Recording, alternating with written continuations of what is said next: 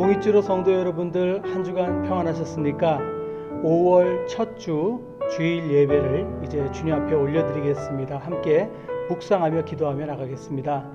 사랑해 주님 아버지 감사합니다.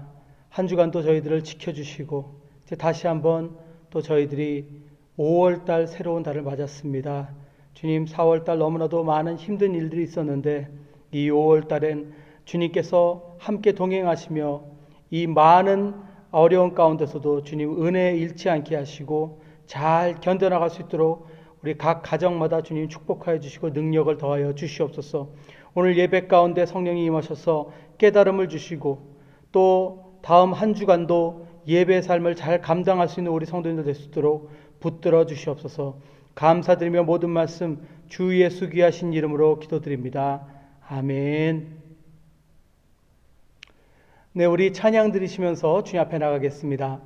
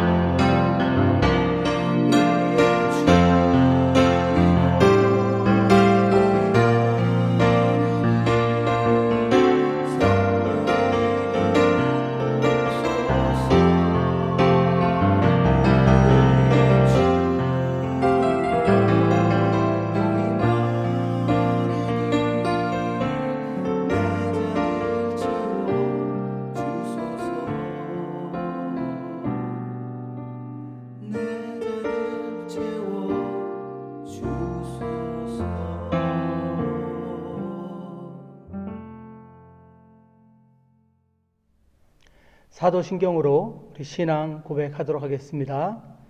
전능하사 천지를 만드신 하나님 아버지를 내가 믿사오며 그 외아들 우리 주 예수 그리스도를 믿사오니 이는 성령으로 잉태하사 동정녀 마리아에게 나시고 본디오 빌라도에게 고난을 받으사 십자가에 못 박혀 죽으시고 장사한 지 사흘 만에 죽은 자 가운데서 다시 살아나시며 하늘에 오르사 전능하신 하나님 우편에 앉아 계시다가 저희로서 산자와 죽은 자를 심판하러 오시리라. 성령을 믿사오며 거룩한 공예와 성도가 서로 교통하는 것과 죄를 사하여 주시는 것과 몸이 다시 사는 것과 영원히 사는 것을 믿사옵나이다. 아멘. 네, 이 시간 저희를 대표해서 김병권 안수 집사님께서 기도해 주시겠습니다. 은혜가 풍성한 하나님 아버지, 메마른 땅에 단비를 내리시듯 어려움 속에서도 항상 피할 길을 예비하여 주옵소서. 저에게도 담배와 같이 성령의 기름 부음을 허락하여 주시며 오늘 거룩한 주님의 날 코로나 바이러스로 인하여 영상 예배라는 낯선 길이지만 주님을 향한 믿음을 잃지 않게 주님 끝까지 주님만 의지하게 하옵소서. 주님 감사합니다. 욥처럼 이해할 수 없는 고난 속에서도 주님을 의지하게 하시고 저희 봉해조 교회를 저희 교우님들을 눈동자처럼 보호하여 주시고 이 시간 주님께 예배드릴 수 있게 해주심을 주님 감사드립니다. 위축된 공적 예배가 하루빨리 온전히 회복되어 예배당에서 주님께 예배드릴 수 있는 그날이 속히 오도록 주님 큰 은총을 내려 주시옵소서. 이곳 브라질을 주님 불쌍히 여겨 주옵소서. 의료체계, 경제체제, 정치체제 모두 무너진 이 상태에서 오직 의지할 것은 주님밖에 없음을 주님 고백합니다. 내 모든 규례를 지키면 애굽 사람에게 내린 모든 질병을 너희에게는 내리지 아니하며 나는 너희를 치료하는 여호와임이라 하신 주님, 십자가의 보혈로 승리하게 하시고 지난날의 불순종, 교만, 모든 죄악, 잘못을 주님 이 자리에서 저희 회개합니다. 주님의 자비와 긍휼로 우리를 용서하여 주옵소서. 매일매일 일상생활이 가장 큰 축복이었음을 주님 고백합니다. 주님이 주신 행복을 곁에 놔두고 잡을 수 없는 헛된 행운을 따라 방황했던 저희들 이 시간 고백합니다. 그동안 무책임한 말, 거짓말, 뒷담화, 더럽혀진 저희의 입을 주님이 마스크를 통하여 더 침묵하라는 주님의 명령임을 주님 깨닫습니다. 세상의 빛과 소금의 역할을 제대로 감당하지 못하는 우리 교회들을 주님 불쌍히 여겨 주옵소서. 믿음의 현장은 교회만이 아닌 세상으로 주님께서 나가라는 명령으로 주님 알고 있습니다. 이 시간 텅 빈 예배당에서 주님께 예배를 드리며 그동안 잘못한 것을 참회합니다. 주님, 우리 봉해주로 교회를 기억하여 주옵소서. 우리 봉해주로 교우님들 어려움 속에서 있는 교우들 참 많습니다. 경제 문제, 건강 문제, 자녀 문제 등등 여러 어려움 속에서 있는 주님, 그 가정을 기억하여 주시고 주님 함께하여 주시고 나아갈 길을 인도하여 주옵소서. 특별히 어려움 속에서도 예배와 목양에 힘쓰시는 우리 최영 목사님을 기억하여 주시고 그 가정도 주님 기억하여 주시옵소서. 그리고 이 모든 일을 주님께서 우리의 길을 인도하여 주시고 우리 교회 나갈 길을 주님께서 인도하여 주옵소서. 이 모든 말씀 우리를 사랑하는 예수님으로 감사하며 기도하옵나이다. 아멘. 네, 교회 소식 전해드리겠습니다. 오늘도 각자 가정에서 온 가족이 함께 감사하는 마음으로 신령과 진정으로 예배해 드리시기 바랍니다. 암송 구절을 새롭게 재개하였습니다. 이번 주 8번째 구절이죠. 빌립보서 4장 6절, 7절 말씀을 암송합니다. 아무것도 염려하지 말고 다만 모든 일에 기도와 간구로 너희 구할 것을 감사함으로 하나님께 아뢰라. 그리하면 모든 지각에 뛰어난 하나님의 평강이 그리스도 예수 안에서 너희 마음과 생각을 지키시리라. 그럼 페이스북에도 또 카톡에도 저희가 올려드렸으니까 여러분 함께 동참해 주시기 바랍니다. 네, 오늘부터 저희 오전 11시에서 1시 사이에 우리 안수 집사님들과 제가 교회에서 반찬을 조금 준비했습니다. 그래서 여러분들 각 가정마다 가지러 오시면 한 가정에 한 개씩 반찬을 드리겠습니다. 이것을 저희들이 준비한 이유는 함께 우리가 예배드리고 모이지 못하기 때문에 교제할 수 있는 방법이 없어서 저희들이 인사차 여러분들께 주일날 식사를 위해서 좀 도움이 되시고자 반찬을 만들었습니다. 여러분 혹시 연세가 60세 이상 되시는 분들은 오시지 마시고 댁에 계시면 저희들이 배달해 드리도록 하겠습니다. 또 가정 없이 혼자 다니는 청년들을 위해서도 준비되어 있으니까 청년들도 와서 가져가면 되겠습니다. 계속해서 여러분 코로나 바이러스 사태로 재정적으로 피해 입으시는 분들, 또 연로하신 분들, 그리고 병이 있으신 분들 위해서 계속 기도해 주시면 감사하겠습니다.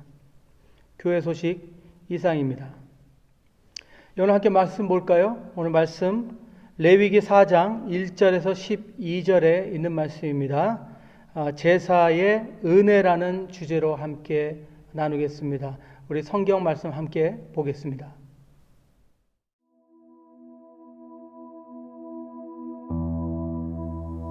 여호와께서 모세에게 말씀하여 이르시되 이스라엘 자손에게 말하여 이르라. 누구든지 여호와의 계명 중 하나라도 그릇 범하였으되 만일 기름 부음을 받은 제사장이 범죄하여 백성의 허물이 되었으면 그가 범한 죄로 말미암아 흠없는 수송아지로 속죄 제물을 삼아 여호와께 드릴지니 그 수송아지를 회막문 여호와 앞으로 끌어다가 그 수송아지의 머리에 안수하고 그것을 여호와 앞에서 잡을 것이요 기름 부음을 받은 제사장은 그 수송아지의 피를 가지고 회막에 들어가서 그 제사장이 손가락에 그 피를 찍어 여호와 앞 곧 성소의 휘장 앞에 7번 뿌릴 것이며 제사장은 또 그 피를 여호와 앞 곧 회막 안 향단 뿔들에 바르고 그 수송아지의 피 전부를 회막문 앞 번제단 밑에 쏟을 것이며 또 그 속죄 제물이 된 수송아지의 모든 기름을 떼어낼지니 곧 내장에 덮인 기름과 내장에 붙은 모든 기름과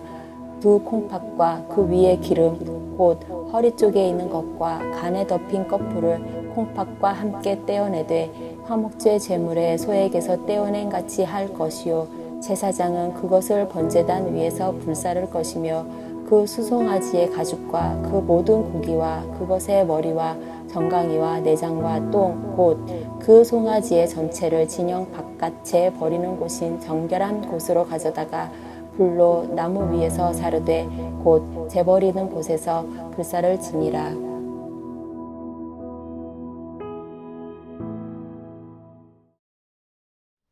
네, 레위기는 많은 분들이 좀 꺼려 하시는 책이 아닌가 싶습니다. 왜냐하면 어렵다고 생각하시는 분들이 많아요. 근데 사실은 이 어렵다기보다는 잔잔하게 반복되는 복잡한 제사의 규례들이 많이 적혀져 있죠. 어떤 경우에 또 어떤 상황에 어떻게 하나님 앞에 제사를 드려야 할지 상세하게 기록해 놓은 책이 바로 이 레위기입니다. 근데 레위기라는 이 책의 이름이 레위기인 이유는 하나님께서 성막과 제사를 완전히 성기도로 구별한 백성이 있죠. 레위 지파들. 그들을 위해서 이 제사 규례들을 적어놓은 그런 내용입니다. 그러다 보니까 저희들이 그냥 묵상하기에는 좀 무리가 있습니다. 그럼 그렇다고 이 책이 힘든 책인가? 그건 아니에요. 그건 아닌데 그냥 묵상하기보다는 먼저 정리가 좀 필요합니다. 정리를 해야 되고 그리고 공부를 좀 해야 되는 그런 책이죠. 저희가 오늘 묵상한 이 본문 레위기 4장은 구약의 이 레위기의 제사가 5가지로 정리가 돼서 나오는데 그 중에서 어떻게 보면 제일 중요하다고 할 수 있는 속죄제에 대한 내용이 오늘 저희가 함께 읽은 본문입니다. 근데 이렇게 물어보실 수 있어요. 아니, 왜 우리가 이 구약의 제사를 묵상해야 되는 겁니까? 물으신다면 이유는 간단합니다. 구약의 제사는 하나님께서 인간의 타락 이후에 사람들과 다시 한번 관계를 회복하시기 위해서 주신 첫 번째 방법입니다. 가인과 아벨이 처음 드린 제사, 그게 바로 5제사 중에 소제와 번제입니다. 당시는 이렇게 5가지로 정리하진 않았었죠. 하지만 하나님께서 지금 이제 이스라엘 백성들을 통해서 제사 받으실 때 이제는 규례를 정하시고 5가지로 어느 정도 정리해 놓은 것이 바로 오늘 본문 내용에 있는 제사 내용들입니다. 그래서 이 예수님의 십자가 사건도 사실은 이 구약의 제사의 그 영적 의미와 가치를 바탕으로 두고 드려진 거죠. 저희들이 제사의 근원을 조금이나마 알아야 되는 이유는요, 그래야만 지금 저희들이 누리고 있는 이 신약 시대에 누리고 있는 예수 그리스도의 보혈의 은혜가 얼마나 우리들에게 크고 놀라운지를 알 수 있기 때문입니다.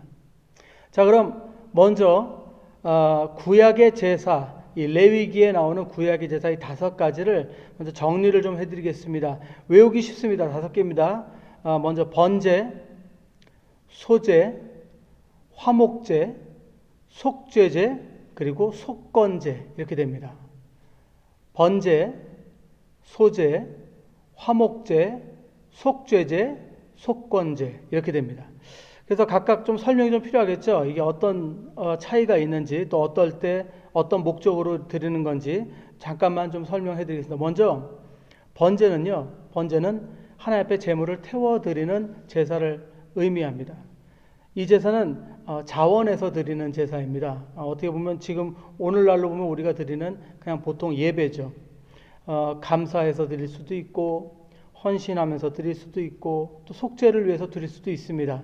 근데 번제라는 것은 태운다는 의미가 있기 때문에 그 방식에 더 집중하면 되겠습니다. 그래서 이 번제는 숫송아지, 또 숫염소, 숫양, 그리고 산비둘기, 아니면 그것도 힘들면 집비둘기 이렇게 해서 드리면 되겠습니다.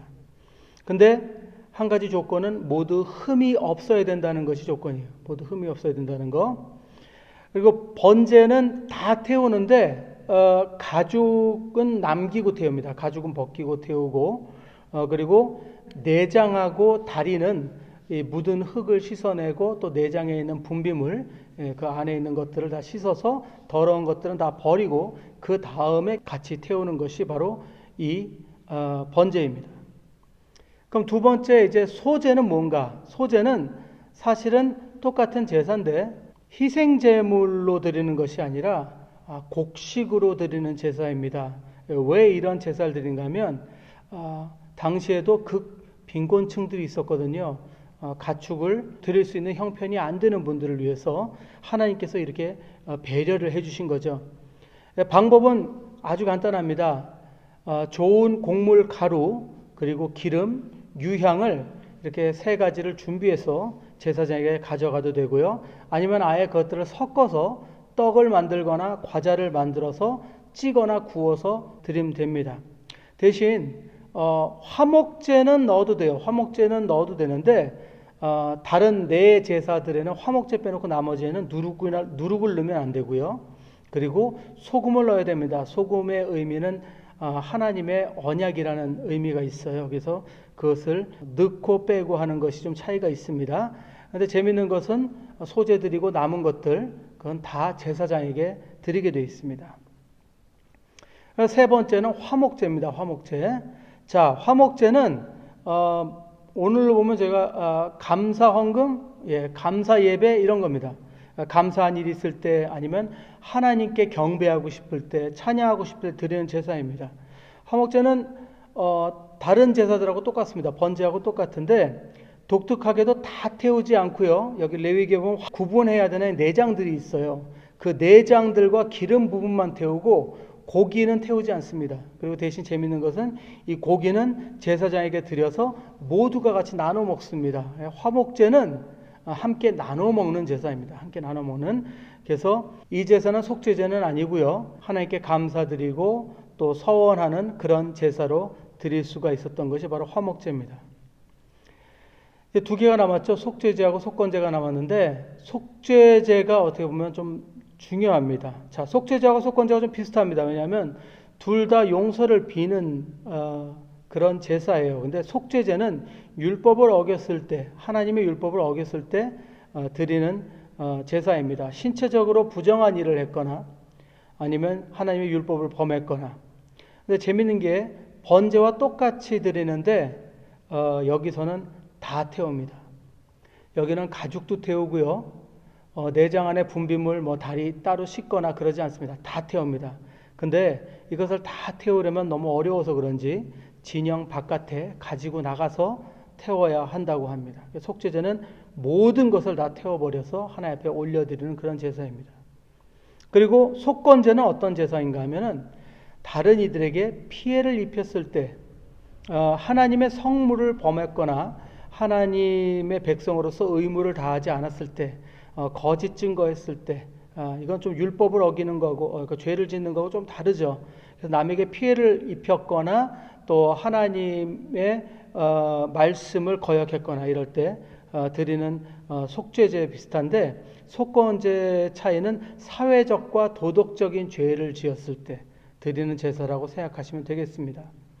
방법은 번제하고 이것도 비슷합니다. 근데 여기도 부분만 태워드리는데 다른 제사들에는 희생 제물을 가져와서 가져온 사람이 그 희생 제물에다 안수도 하고 또 죽이기도 하거든요. 근데 여기는요 다 제사장이 해줘야 됩니다. 다 제사장이 하고 그리고 여기서 태우고 난 다음에 남은 것은 다 제사장이 가집니다. 그 다음에 속건제를 드린 후에도 해야 될 게 더 있어요. 이게 뭐냐면 자기가 누군가에게 손해를 끼친 것이 있으면 그 손해 끼친 거 다 갖고 그 외에 그 손해 끼친 것들의 5분의 1의 값을 더 페이해야 됩니다. 그것을 더 지불해야 됩니다. 이래야 하나님 앞에 속건제를 완전히 드렸다고 할 수 있습니다. 하나님께서 참 공평하게 모든 것들을 다 이렇게 만들어 놓으셨습니다. 자, 이렇게 해서 설명을 다 마쳤습니다. 번제, 소제, 화목제, 속죄제, 속건제. 아직도 조금 헷갈리시죠? 근데 이거 5가지 다 안 외우셔도 돼요. 중요한 건 제가 설명해 드린 것을 이해하시면 됩니다. 자, 자원에서 드리는 번제가 있고요. 빈곤한 이들을 위한 소제가 있고요.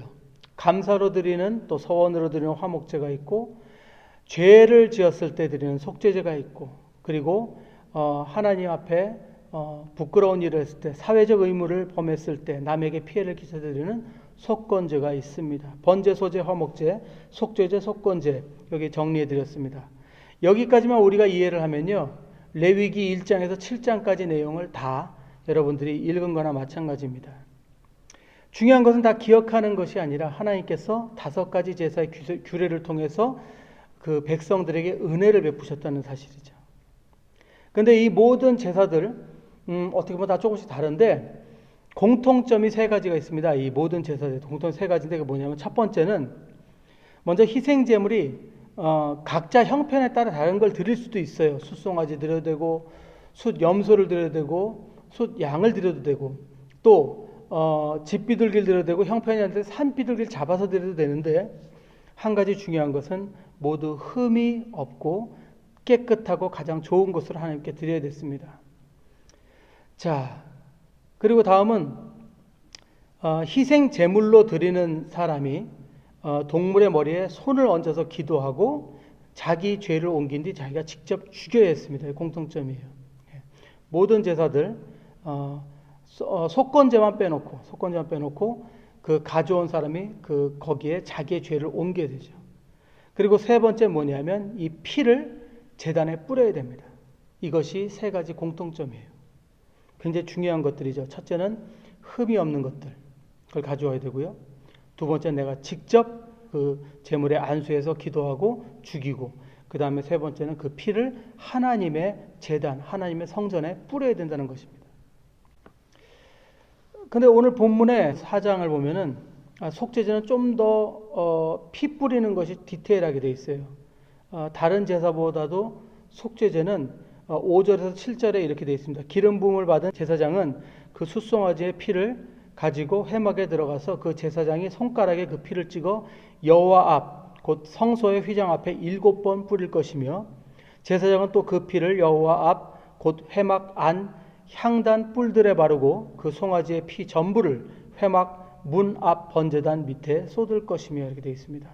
그래서 희생 제물을 죽이거나 각을 뜨거나 한 다음에 속죄제는 좀 더 자세하게 여러 군데 성소의 휘장 앞에 7번을 뿌리고 그 다음에 여호와 앞에 그 회막 안에 향단 뿔에다가도 바르고 그 다음에 나중에 이제 번제단에다가 쏟는 것을 우리가 볼 수 있습니다. 여러분, 이것을 제가 자세하게 설명해 드리는 이유가 있어요. 뭐냐면 여러분 한번 생각해 보세요. 여러분이 여러분들의 죄를 용서받기 위해서 동물 한 마리를 데려갔는데 거기에 머리에 손을 얹고 기도를 하시면서 당신의 죄가 그 동물에게 가게 해달라고 기도를 합니다. 그 다음에 내가 직접 그 동물을 칼로 죽여야 돼요. 여기 너무 간단하게 나옵니다. 그냥 죽이고 피를 뿌리고 이렇게 되어 있는데 여러분 이게 얼마나 잔인한 그 과정이 있는지 우리가 상상해 볼 수 있습니다. 그러면서 그냥 죽이고 각을 뜨고 가죽을 벗기는 이런 것뿐만이 아니라 내장 기름 쌔빠라하고 그 다음에 그 피를 다 여기 뿌려야 돼요. 저는 이 규례를 통해 하나님께서 보여주시고자 하는 것이 우리 죄가 하나님 앞에 얼마나 가증스러운 것인지, 또 우리가 생명을 드리지 않으면 용서받을 수 없는 죄 가운데 있다는 것을 깨닫게 해주신 것이라고 저는 믿습니다. 그래서 저는 이 부분을 여러분들과 함께 묵상하고 싶었어요. 그러면서 우리들에게 지금 임한 은혜를 다시 한번 생각해 보고자 합니다. 우리들을 위해 희생제물로 돌아가신 예수님을 생각하지 않을 수가 없죠. 먼저 예수님은 흠 없으시고 완벽하신 분이셨습니다. 그리고 저희들을 위해서 십자가에서 고통받으셨습니다. 이 희생제물처럼. 당시 제사장이 준비되어 있었죠. 제사장이 제사를 드리기 위해 깨끗하게 정결하게 준비했지만 이 완벽한 제물이 없이는 제사장도 하나님 앞에 나갈 수가 없었습니다. 그래서 저는 오늘 함께 여러분들과 이 구약 제사를 묵상하면서 이 두 가지를 꼭 기억했으면 합니다. 자, 그 첫째는 하나님은 예배를 통해서 우리들이 하나님 앞에 거룩한 제사장이며 거룩한 성전 되었음을 확인시켜 주신다는 것입니다. 오늘 본문을 보면 희생 제물을 죽인 뒤에 그 피를 성전 여러 곳에 뿌립니다. 그런데 좀 차이는 있어도 사람한테 뿌린 경우는 없었습니다. 딱 한 번 있었는데 그거는 제사장 임직식 때 있었어요.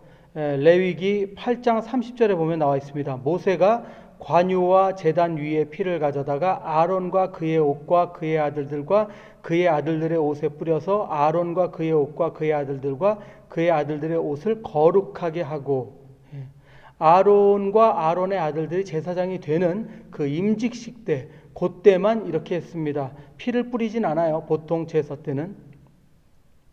근데 우리가 신약에 와서 이 구약의 그 제사를 표현한 것을 보면 베드로전서 1장 2절에 이렇게 기록되어 있습니다.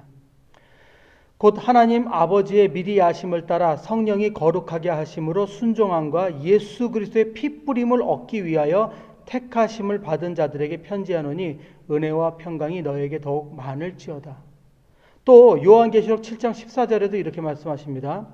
내가 말하기를 내 주여 당신이 아시나이다 하니 그가 나에게 이르되 이는 큰 환난에서 나오는 자들인데 어린 양의 피에 그 옷을 씻어 희게 하였느니라.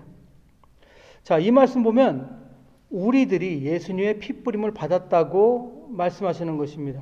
근데 구약 제사에서 보면 사람에게 피 뿌리는 제사는 원래 없어요. 임직식 외에. 그러면 이 보혈의 피 뿌림을 받았다는 것이 우리에게 지금 무엇을 의미하는 것일까요? 이것은 바로 이제 우리들이 예수님의 보혈의 공로로 하나님의 성전이 되었다는 것을 의미하는 것입니다. 성전에 피를 뿌렸다고 되어 있잖아요. 이제는 우리가 하나님의 성전인 것입니다. 더 나아가서 거룩한 제사장이 되었다는 것이죠. 피를 사람에게 뿌렸던 경우가 언제 있다고요? 바로 제사장의 임직식 때 있었습니다. 우리들에게 피 뿌림을 주시고 피로 깨끗하게 하셨다는 것은 이제 우리가 하나님의 거룩한 제사장이 되었다는 것이죠. 완전한 희생 제물 되신 예수 그리스도의 보혈이 이제는 하나님의 성전이 된 우리들에게 뿌려져서 이제 우리들은 정결하고 거룩하게 되어서 하나님의 백성 제사장이 되었다는 말씀을 해주시고 있는 것입니다. 이것을 확인해 주시는 말씀이 있죠. 바로 고린도전서 3장 16절입니다. 너희는 너희가 하나님의 성전인 것과 하나님의 성령이 너희 안에 계시는 것을 알지 못하느냐. 자, 저는 이 말씀 묵상하면서 여러분들이 한번 일주일의 삶을 돌아봤으면 좋겠습니다. 요즘 많이 다들 힘드실 텐데 마음에 평안이 없고 짜증나고 우울하시는 그런 일들이 있습니까? 왜 그럴까요? 바로 하나님 안에 내가 누구인지 그 정체성이 흔들려서 그렇습니다. 닭장에서 자란 독수리가 하늘을 보고도 날지 못하는 그 이유는 자신이 누구인지 잊어서 그렇다는 것입니다.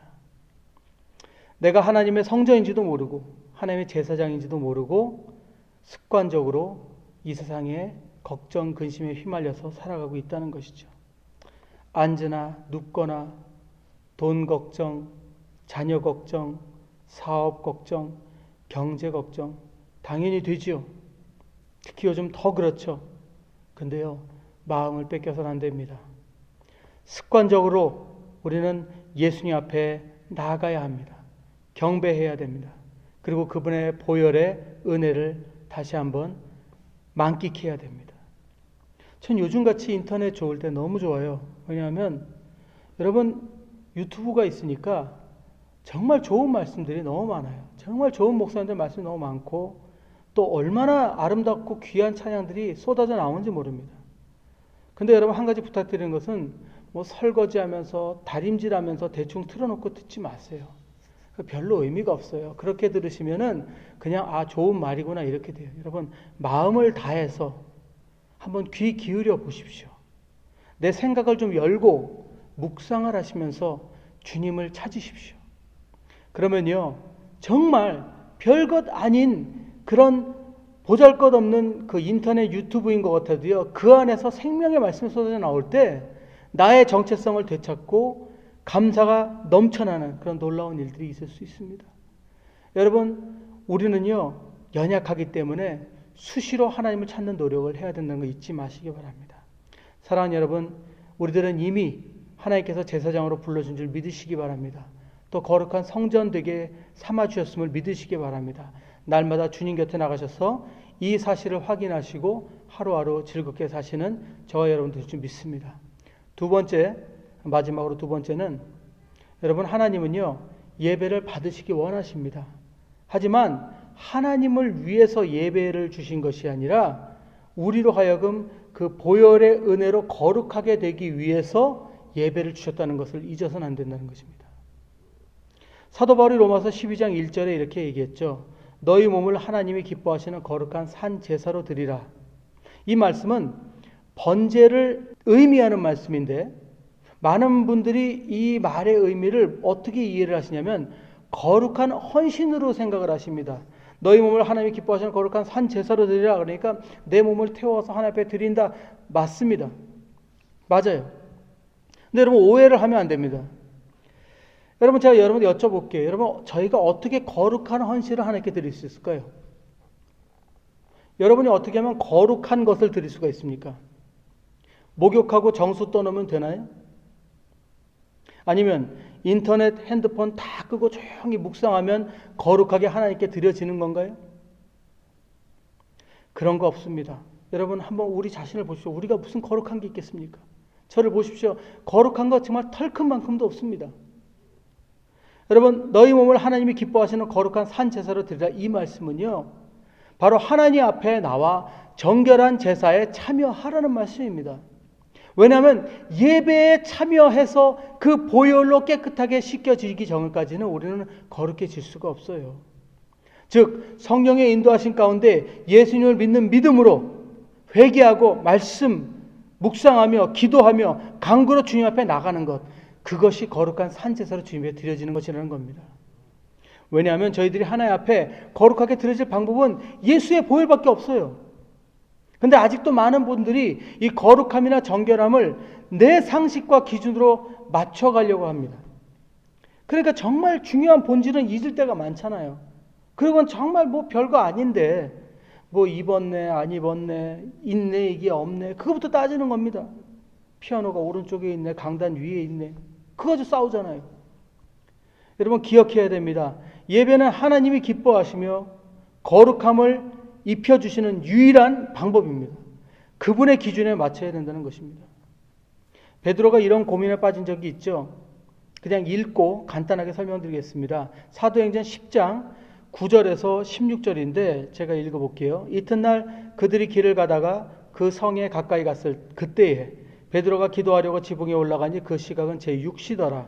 그가 시장하여 먹고자 하매 사람들이 준비할 때에 황홀한 중에 하늘이 열리며 한 그릇이 내려오는 것을 보니 큰 보자기 같고 내 귀를 메어 땅에 들이웠더라. 그 안에는 땅에 있는 각종 4발 가진 짐승과 기는 것과 공중에 나는 것들이 있더라. 또 소리가 있으되 베드로야 일어나 잡아먹어라 하거늘 베드로가 이르되 주여 그럴 수 없나이다. 속되고 깨끗하지 아니한 것을 내가 결코 먹지 아니하였나이다 한데 또 두 번째 소리가 있으되 하나님께서 깨끗하게 하신 것을 내가 속되다 하지 말라 하더라. 이런 일이 3번 있은 후 그 그릇이 곧 하늘로 올려져 가니라. 아멘. 하나님은 먹으라고 하는데 베드로는 부정한 것이라고 안 먹으려고 했어요. 자세하게 말씀 나누지는 못하지만 그냥 간단하게 설명드릴게요, 여러분. 베드로는요, 율법에 따라 부정한 동물을 먹을 수 없다고 했습니다. 하지만 이 율법을 주신 분도 하나님이고 먹으라 하신 분도 하나님이라고 잊어서는 안 됩니다. 하나님의 방법에 따라가는 것이 그것이 바른 겁니다. 예수님도 바리새인들이 하도 안식일을 운운하니까 뭐라고 그랬어요? 야, 내가 안식일의 주인이다. 그만 좀 해라 라고 말씀하셨어요. 베드로도 바리새인들도 자신의 방법으로 하나님 앞에 거룩해지려고 그래요. 자기가 거룩하고 안 거룩한 거를 자기 생각에 맞추려고 해요. 하지만 거룩함으로 우리를 덮어주시는 분도, 은혜로 덮어주시는 분도, 보혈을 우리에게 주시는 분도 우리 하나님이시라는 것을 우리 잊지 말아야 합니다. 고민하시는 분들이 계십니다. 난 너무 죄가 많아서 하나님께서 내 예배 안 받으실 거야. 또 어떤 분들은 이런 분들, 이번 주는 내가 죄를 너무 많이 지어가지고 하나님께 못 나가겠다고.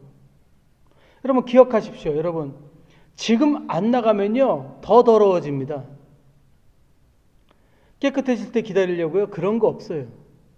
하나님은 예배를 기뻐하시며 우리를 보혈로 정결케 해주시기 원하신다는 사실을 절대 잊지 마시기 바랍니다. 그리고 기뻐하십니다.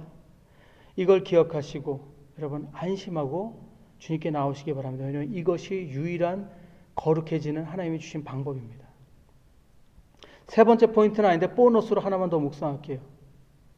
저는 제일 안타까운 것 중에 하나가 많은 성도님들이 예배드림을 어떤 헌신의 한 종류로 생각하시는 분들이 있어요. 그래서 예배드림이라든지 매일 말씀을 묵상한다든지 기도를 많이 드린다든지 하면서 보상 심리를 품으십니다. 여러분 이런 건요 중고등부 애들이 그런 얘기를 해요. 야 우리 이렇게 해서 말씀 묵상하자 그러면 목사님 뭐 줄 건데요? 여러분 내가 오늘 교회 다녀왔으니까 내가 오늘 예배를 드렸으니까 이번 주 하나님이 축복해 주실 거다. 아니면 내가 이번 주는 하나님 말씀 많이 묵상하고 기도했으니까 하나님이 동행해 주실 거다. 착각하지 마십시오. 하나님이 동행해 주시면 그것 때문은 아닙니다. 하나님은 절대 저희들에게 말씀과 기도를 구걸하시는 분이 아니에요. 예배 드려달라고 그렇게 우리한테 규례를 주신 적이 없어요. 내가 말씀 묵상 많이 했다고 성령의 에너지가 쌓여서 넘쳐나고 그런 거 없습니다. 하나님은 저희들의 헌신을 받으시고자 애당초 예배의 규례를 주신 것이 아니에요. 제사의 규례를 주신 것이 아닙니다. 자, 너네가 예배를 드렸으니까 능력과 축복 많이 받아라 하고 주신 것이 아니고요. 우리를 위해서 주셨다는 걸 잊어서는 안 됩니다. 내 앞에 나오기 위해선 거룩하고 정결하라. 그래서 우리를 위해서 우리를 정결케 해주시기 위해서 주신 것입니다. 구약의 이 제사 규례가 지금 저희들이 보기엔 나름 복잡하고 번거롭지만 우리가 잊어서는 안 되는 것은요. 당시 이 모든 규례를 주시고 이 규례들을 지키며 제사를 드릴 때 이 제사를 받아주시고 그것으로 정결하고 깨끗하게 인정해 주신 것도 하나님의 은혜라는 걸 잊어서는 안 됩니다. 여러분 생각해 보세요. 인간의 죄를 송아지 한 마리로 끝낼 수 있겠습니까? 그거 비교할 수 있겠어요? 인간의 사악함을? 절대 없습니다. 하나님이 그렇게 인정해 주신 것이죠. 그런데 지금은요. 예수 그리스도를 통해서 그것까지도 완전히 깨끗하게 우리를 자유케 해주셨습니다. 그런데도 우리는 예배를 드림으로써 뭔가를 원하죠. 축복받길 원하고 복이 쌓이길 원하고 뭔가 잘 되길 원하고 당연히 저도 잘 되길 원합니다. 하지만 하나님께서 우리들에게 주신 이 예배는 그것을 위한 것이 아니라 오직 하나님 앞에 거룩한 산제사 물이 되도록 도와주시기 위해서 우리에게 예배를 주셨다는 걸 잊어서는 안 된다는 것입니다. 그럼 마치면서 여러분, 이 5가지 제사, 번제, 소제, 화목제, 속제제, 속건제, 이 5가지를 묵상하면서 우리 이것들을 어떻게 적용할 수 있을까요? 여러분, 번제와 소제는요, 하나님의 공평함이 담긴 우리 모두가 다 하나님 앞에 나올 수 있다는 의미입니다. 우리 모두가 하나님 앞에 예배 드릴 수 있고요, 우리 모두가 다 주님 앞에 나와서 하나님께 찬양하고 경배할 수 있다는 의미입니다. 가난하거나 부하거나. 왜냐하면 하나님은 모두를 그 모습 그대로 받아주시기 때문입니다. 하지만 우리는 완전하지 않기 때문에 예수 그리스도를 통해 나가야 되죠. 그리고 우리는 속죄제를 통해서 주님 앞에 회개하며 나가야 됩니다. 예수 그리스도의 보혈을 의지하고 우리는 매일매일 주님 앞에 십자가의 은혜를 통해서 용서를 받고 다시 한번 하나님 앞에 깨끗함을 얻는 예배를 드려야 된다는 것입니다. 그리고 속건제를 우리가 묵상하면서 우리 삶 속에 내가 혹시 부도덕하게 살고 있는 점들은 없는지 한번 생각해 봐야 됩니다.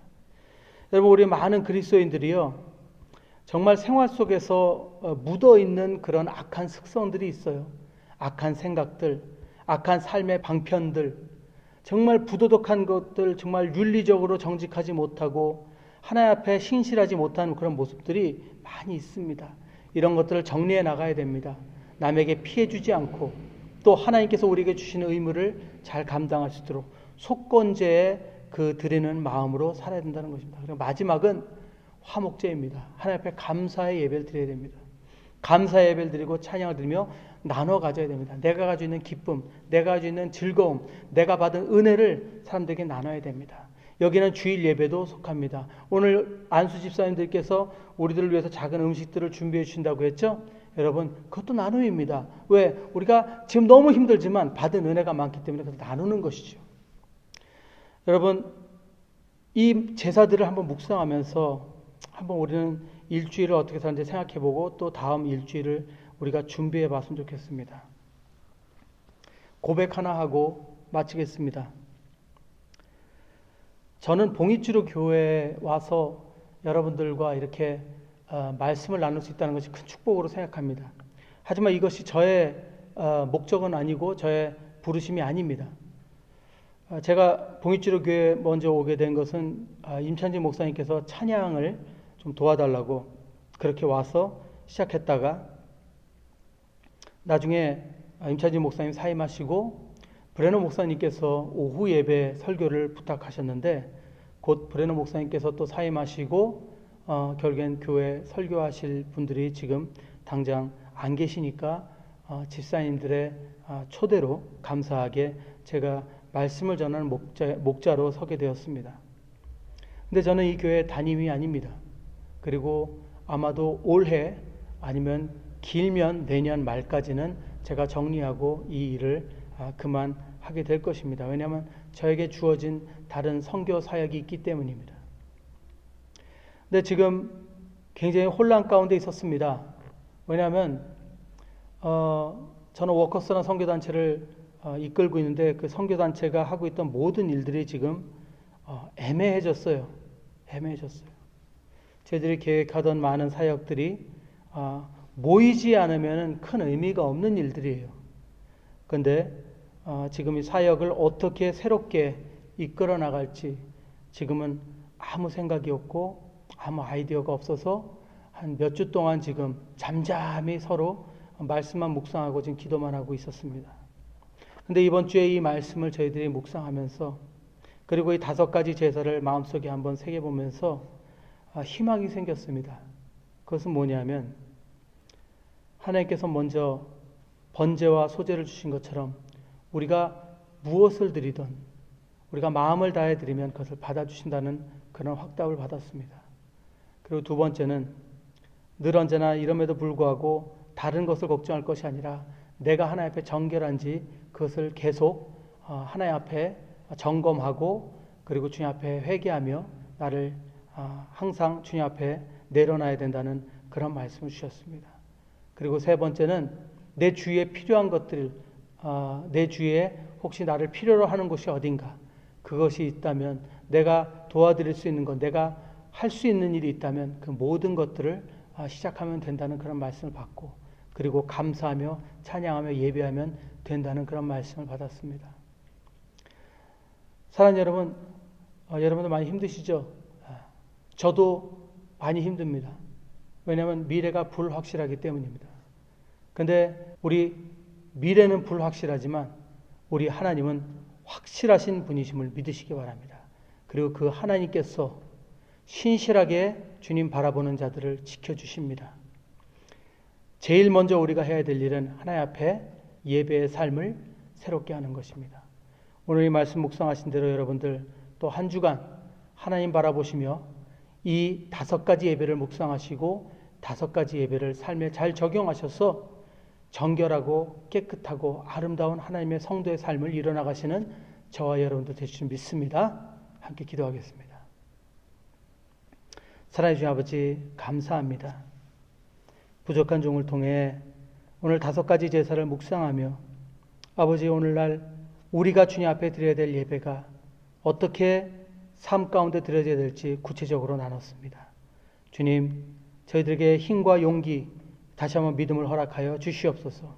그리고 주님이 우리에게 부어주신 은혜로 이 세상을 품고 나가는 우리가 되게 하여 주시옵소서. 감사드리는 모든 말씀 주 예수 귀하신 이름으로 기도드립니다. 아멘.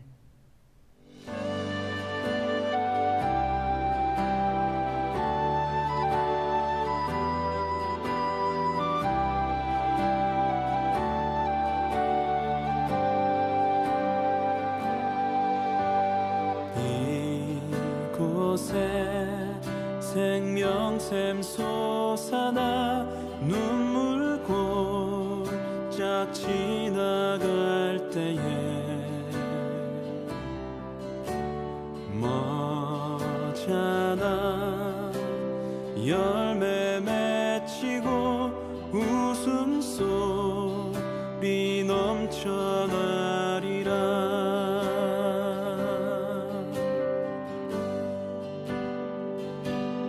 꽃들도 구름도 바람도 넓은 바다도 찬양하라 찬양하라 예수를.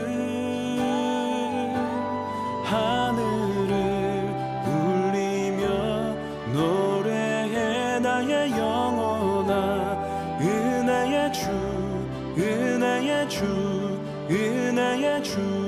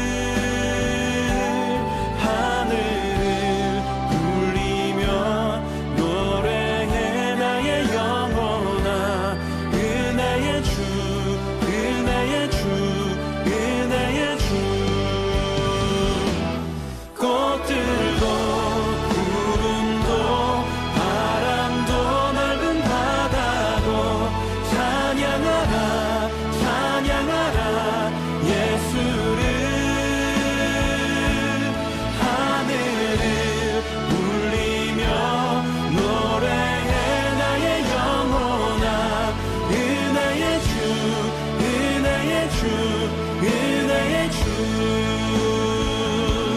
꽃들도 구름도 바람도 넓은 바다도 찬양하라 찬양하라 예수를 하늘을 울리며 노래해 나의 영혼아 은혜의 주 은혜의 주 은혜의 주 꽃들도 구름도 바람도 넓은 바다도 찬양하라 찬양하라 예수를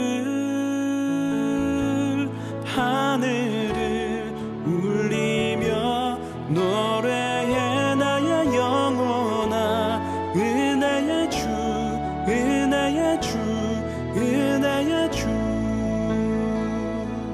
은혜의 주 은혜의 주 은혜의 주 은혜의 주 은혜의 주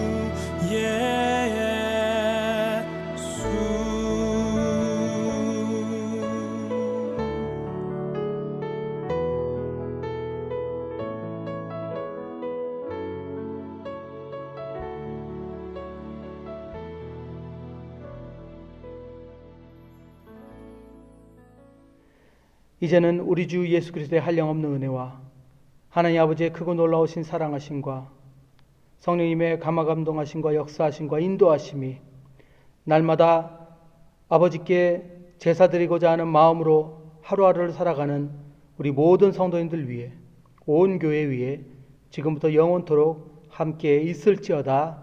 아멘.